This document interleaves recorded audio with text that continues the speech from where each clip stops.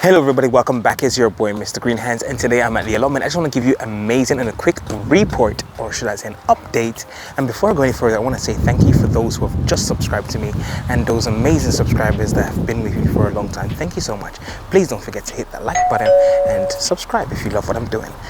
Let's go have a look, guys. These are the Callaloo that I was thinking that they weren't going to make it, and look at them. They have totally germinated and they are completely doing really well. I've kept them really moist. If you look at it, quite moist in the ground there, because it's quite a very hot time in the UK right now.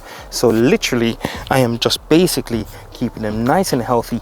And let me show you not just the update about how they're growing, but let me show you that I've started to plant them out already, and you guys can have a look at how they're doing in the beautiful and new no-dig bed that I have created here at the allotment. And there's more to come. Look how beautiful that they are right now. They are doing really well. A little bit of a struggle at the start because with the hot weather right now, but I've kept them literally alive just by the skin of their neck, and some of them are just really doing well. And this is a no dig. Some of them haven't made it. Like, let me step in and show you guys here. This one here, it doesn't look like it's gonna make it, but it does have a little bit of life right at the end there. So there's a possibility of it still making a comeback. So let's leave it there. I don't want to get rid of it, and it's doing well. So this is one bed that I've planted out with the Callaloo.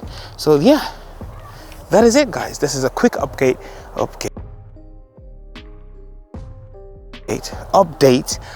the Callaloo that I was really thinking this wasn't going to make it. So guys, anytime that you're out there and you are planting something and you're thinking it's not going to make it, just leave it and put it in God's hands. You just put the soil, the seed, and nurture and water in it, and you never know, you might be having a surprise in day now.